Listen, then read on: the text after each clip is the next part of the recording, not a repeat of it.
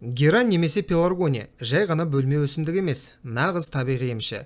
Қайырлы күн, құрметті көрермендер. Бүгін біз үйдегі герань гүлінің пайдасы мен зияны туралы бәрін айтып беретін боламыз. Сонымен қатар гүлдің емдік рецепттерімен де бөлісе кетеміз. Сондықтан бейнені үзбей соңына дейін қараңыздар. Патшалық заманда өсімдік ақсүйектердің гүлі болып саналды. Оның жарқын түсі мен керемет гүлдері көптеген патша сарайлары бөлмелерінің безендірілуі болды. Ал уақыт өте келе сәнді экзотикалық өсімдіктер қарапайым гүлді ысырып тастады, және ол ұмыт болды. Бірақ пеларгония бұл әдемі гүл ғана емес, сонымен қатар емдік қасиеттері бар өсімдік. Оны нағыз үй дәрігері деп те айтуға болады.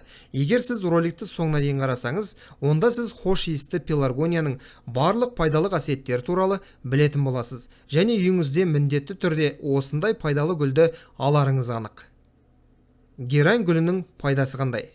Гераньның барлық түрлері емдік болып табылады. Оның негізінде дайындалған препараттар да өте тиімді әсерге ие. Емдік заттардың ең үлкен концентрациясы гүлдің жасыл бөлігінде шоғырланған. Бірақ өсімдіктің қалған бөліктері де емдік болып саналады. Өсімдіктің сабағында фенолды қосылыстар мен сахароза, крахмал мен гемилоцеллюлоза бар. Герань гүлдері мен жапырақтары дәрумендерге, көмірсуларға, флавоноидтар мен эллоготаниндерге өте бай. Құрамында эфир майы да бар. Ал гүлдің тамырынан тритерпен қосылыстары, фенолдар, флавоноидтар және катехиндер табылды. Бөлмеде гүлдің болуы да пайдалы әсер етеді. Гүл бөлмедегі ауаны фитонцеттермен қанықтырады және ароматерапиялық әсер береді. Герань қайнатпалары, компресстері, тұнбалары мен лосьондары антисептикалық және қабынуға қарсы, антивирустық және анальгетикалық, гемостатикалық және зәр айдағыш әсерге ие. Бұл суық тиюден, терінің әртүрлі проблемаларынан бастап гипертония мен жүрек қан тамырлары ауруларына дейінгі көптеген дертке көмектеседі. Жүрек бұлшықетінің ритмі мен жұмысын қалыпқа келтіреді. Қанмен қамтамасыз етуді жақсартады. Өт қабының, бауырдың, ас қорыту және несеп жыныс жүйесінің ауруларында қолданылады. Сондай-ақ пеларгония ауырсынуды, қабынуды жеңілдетеді, ісінуді жояды. Табиғи антидепрессант болып табылады. Психологиялық жағдаймен ұйқыны қалыпқа келтіреді, өнімділікті де арттырады. Сонымен қатар гүлдің алтын майы да пайдалы болып келеді. Эфир антисептикалық әсерге ие.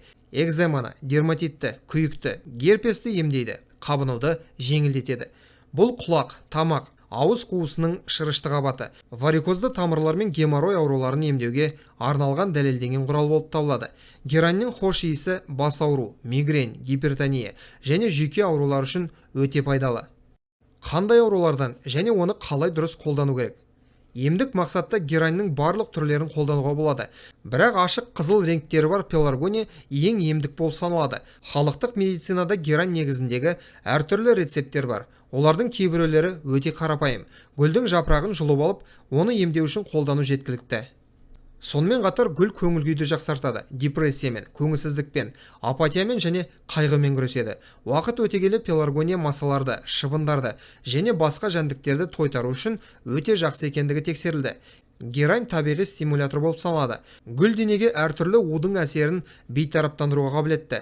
Сондай-ақ өсімдіктер бөлмедегі ауаны керемет тазартады және бұл жүйке жүйесінің жұмысына жағымды әсер етеді. Оның хош иісі тыныштандырады және бас ауруы мен басқа да ауырсынуды жеңілдетеді. Тез қалыпқа келтіру үшін жолжелкен жапырағы сияқты герань жапырағы да жараларға, қабынуларға, терінің зақымдалуына қолданылуы мүмкін.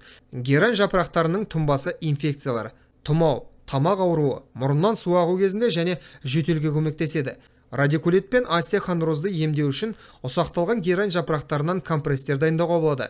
Ал препараттың қан тоқтататын әсері мұрын, өкпе, жатырдан қан кетуді тоқтату үшін жақсы қолданылады. Мұны істеу үшін мақта тампонын герань шырынымен сулап, мұрын қуысына салу жеткілікті. Атит және құлақ ауруы кезінде өсімдіктің жапырағын жай ғана домалатып, оны түнде құлаққа тығындап қойыңыз. Сонымен қатар жапырақты қолдану арқылы тіс ауруын тыныштандыруға болады. Мұрыннан су ағып жатқанда әр танауға бірнеше тамшы пеларгония шырынын тамызыңыз. Қан қысымын қалыпқа келтіру үшін білекке жаңа жапырақты бекіту ұсынылады. Ал ұйқыны қалыпқа келтіру үшін жататын бөлмеге пеларгония гүлін қою жеткілікті. Гүл бактерицидтік заттар шығарады және соның арқасында стафилококк қоздырғышын жоя алады. Герань шырыны мен катарактаны ерте сатысында емдеуге болады. Өсімдіктің шырынын көзге тамызу арқылы көру қабілетін жақсартады. Пеларгония майы ежелден шаршауды, бұлшықет пен буындардағы ауырсынуды жеңілдету үшін қолданылған екен. Маймен компресс жасау іріңді шығаруға, қабыну процестерін жеңілдетуге көмектеседі. Маңдайдың екі жақ шетін осындай маймен сүрту арқылы сіз бас ауруынан арыла аласыз. Герань косметологияда сығынды және эфир майы түрінде де қолданылады. Құрғақ теріге гүл сау әрі балғын түс береді және ылғалмен қанықтырады. Ол майлы қабынуды жеңілдетеді, безеуді кетіреді, май өндірісін қалыпқа келтіреді, әжімдерді нығайтады, нәрлейді, тегістейді, серпімділікті қалпына келтіреді. Лимфа ағыны мен қан айналымын белсендіру арқасында герань целлюлитке қарсы әсер етеді. Терідегі созылу белгілері мен тырықтарды кетіреді. Егер сіз басыңызды герань жапырақтарының атварымен жусаңыз, бұл шаштың түсу проблемасынан құтқарады. Гераньның қайнатпалары мен тұнбалары. Бірінші, зәр жүйесіндегі тас ауру кезінде. Герань жапырақтарының 1/3 алыңыз, үстіне қайнаған су құйыңыз. Оны шамамен 1 сағат қайнатыңыз. Сүзілген тұнба 3 бөлікке бөлініп, күніне 3 рет аш қарынға қабылданады. Екінші, тамақ ауруы және жөтел кезінде. Емдік өсімдіктің 20 грамм жапырағын ұсақтау керек. 1 стакан қайнаған су құйыңыз. 7-8 сағат ұстаңыз. Артынша дайындалған тұнбамен тамақты шайып отырыңыз. Ал мұрын ауруларынан құтылу үшін герань жапырақтарының шырынын мұрынға тамызуға болады. Үшінші, асқазан ішек жолдарының ауруларына арналған атвар мен қайнатпалар. Бірінші рецепт. 1 ас қасық жапырақ алыңыз, 1 стакан қайнаған су құйыңыз және 1 сағат ұстаңыз. Тамақтанудан жарты сағат бұрын күніне 3 рет ас қасықтан ішіп отырыңыз. Екінші рецепт. Тұнбаны дайындау өте қарапайым. 1 уыс герань жапырақтарына 1 стакан ыстық су құйып, су ваннасында 15 минут қайнатылуы керек. Ерітіндіні 40 минут тұндырыңыз. Ағызып сумен 200 мл-ге дейін жеткізіңіз. Үшінші рецепт. Бұл гүлдің жапырақтары ғана емес, тамырлары да емдік болып саналады. Тамырдың 10 данасына 200 мл спирт құйыңыз. Сосын қараңғы жерде 14 күн ұстаңыз. Сүзіп 10 тамшыдан ішіп отырыңыз. Бірақ алдымен сіз дәрігерден кеңес алғаныңыз жөн. Жоғарыда аталған барлық рецепттер гастрит, колит, ішек коликасы және диарея үшін ұсынылады. Оның тағы да бір ерекше әрі сиқырлы қасиеті, көп адамдардың айтуынша иесінің ауруына жауап бере алатын қасиеті бар екен. Адам қатты ауырған кезде үйдегі гераньның барлық түрлері солып қалады екен. Осылайша гүл сізді бойыңызда аурудың бар екендігі туралы ескертетін көрінеді. Пеларгония кімге зиян тигізуі мүмкін?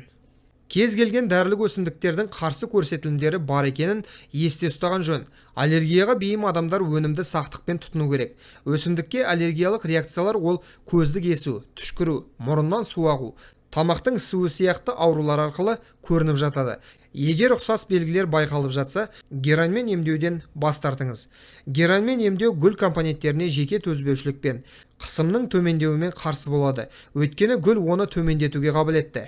Ішек атониясы ас қорытудың бұзылуына, сондай-ақ асқазан ішек жолдарының созылмалы ауруларына, дене температурасының жоғарылауына, тромбофлебит пен варикозға, қан ұюының жоғарылауына келуі мүмкін. Өйткені гүл қанды қоюлатады. Есіңізде болсын, бақылаусыз емдеу аурудың өршуіне әкелуі мүмкін. Ал балаларға, жүкті әйелдерге және егде жастағы адамдарға пеларгонияны тек сыртқы емдеу үшін ғана қолдануға рұқсат етіледі. Құрметті көрермендер, осымен бүгінгі шығарылым аяқталды. Роликті соңына дейін көргендерге, сондай-ақ арнаға тіркелгендерге ерекше алғыс білдіреміз. Бұл бейнені достарыңызбен және жақындарыңызбен бөлісіңіздер. Әрқашан ең пайдалы нәрселерден хабардар болу үшін арнамыздан алыстамаңыздар. Келесі кездескенше аман, сау болыңыздар.